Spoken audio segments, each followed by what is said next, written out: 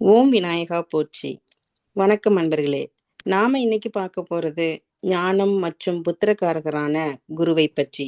குரு பார்க்க கோடி நன்மை என்பது ஜோதிட நம்பிக்கை. நாம குரு ஆட்சி செய்யும் வீட்டுல தனுசப் தொடர்ந்து இப்ப மீனத்துல அவர் குரு பகவான் இருக்கும் பொழுது ஏற்படும் பலன்கள் பற்றி பார்க்கலாம். நம்ம கூட இணைஞ்சிருக்கிறவங்க டாக்டர் கலா. வணக்கம் கலா. வணக்கம். இப்போ நம்ம பார்க்க போகிறது மீன ராசியில குரு இருந்தா என்ன பலன் அப்படின்னு. உங்க ஜாதக கட்டத்துல குருவோட வேற ஒரு கிரகம் இணைஞ்சிருந்தாலோ வேற கிரகத்தோட பார்வை குரு மேல இருந்தாலோ இந்த பலன்கள் மாறும். ஸோ ஃபர்ஸ்ட் குருனா என்ன அப்படின்னு பார்த்தீங்கன்னா, குரு எல்லா மங்களகரமான விஷயங்களையும் குறிக்கும்.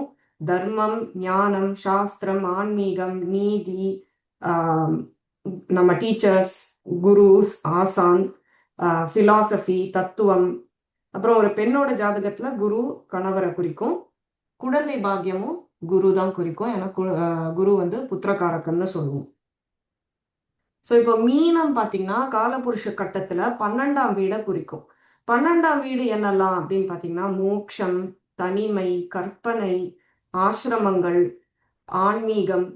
இதை தவிர்த்து பேக்ரவுண்ட்ல வேலை பார்க்கறது, யாருக்கும் டிஸ்டர்ப் பண்ணாம ஒரு அங்கீகாரம் தேடாம சைலண்டா வேலை பார்க்கறது. மீனம் நமக்கு ஆன்மீகத்துக்கும் தட் இஸ் ஸ்பிரிச்சுவாலிட்டிக்கும் மதத்துக்கும் வித்தியாசம் என்ன அப்படின்னு நமக்கு காமிக்கும். இப்போ ராமாயணம், மகாபாரதம் இதெல்லாம் படிக்கிறதுக்கும் எல்லாத்தையும் விட்டுட்டு ஒரு துறவியா வாழறதுக்கும் வித்தியாசம் என்ன அப்படின்றத காமிக்கும். ஸோ இந்த மக்களுக்கு ஒரு மதம், ஒரு கடவுள் அப்படின்னு எதுவுமே இருக்காது. அவங்க இந்த மாதிரி மக்கள் இங்க ஆசிரமத்துல சாப்பாடு போடுறவங்க, சைலண்டா வாலண்டியரா வேலை பார்க்குறவங்க, பேக்ரவுண்ட்ல வேலை பார்க்குறவங்க, தனியா மெடிடேட் பண்றவங்க, இந்த மாதிரி ஆளுங்க தான் இந்த பிளேஸ்மெண்ட்ல நீங்க ஜாஸ்தியா பார்க்கலாம். இது தனுர் ராசிக்கு ஆப்போசிட். தனுர் ராசி அக்னி தத்துவம். அதுல எல்லாம் சுறுசுறுப்பா வேலை பண்ணி லைக் ஃப்ரண்ட் அண்ட் சென்டர்ல நீங்க அவங்கள பார்க்கலாம்.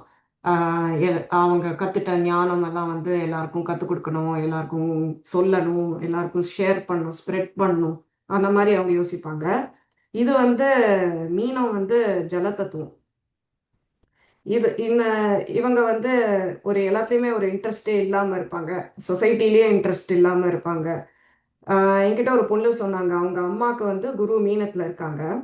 அவங்க அம்மா எப்போ கால் பண்ணாலும் அவங்க வேலையை பத்தி எதுவுமே பேச மாட்டாங்க.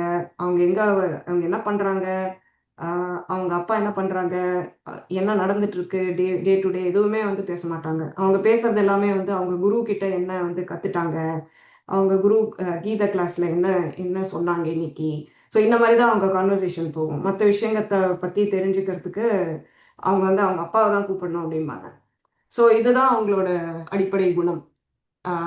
மோட்ச ஸ்தானத்துல இருக்கிறதுனால குருவோட ஃபுல் எனர்ஜி அந்த விஷயத்துல மட்டும்தான் இருக்கும். ஒரு ஹையர் பர்பஸ் பத்தி தெரிஞ்சுக்கிறதுல மட்டும்தான் இருக்கும்.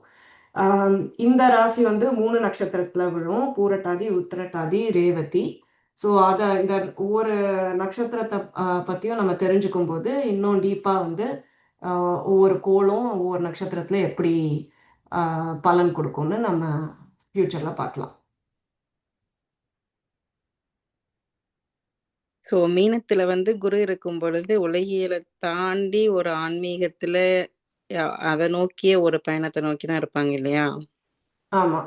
இந்த ஞானம் இங்க அவங்களுக்கு ரொம்ப எல்லாருக்கும் சொல்லணும், எல்லாம் ஷேர் பண்ணணும், டீச் பண்ணணும், அந்த இன்ட்ரெஸ்ட் ரொம்ப கம்மி. தன்னை பத்தி ஒரு டீப் தான் யார் அப்படிங்கறத அறிஞ்சுக்கிற மாதிரி போயிடுவாங்களோ? ஆமா.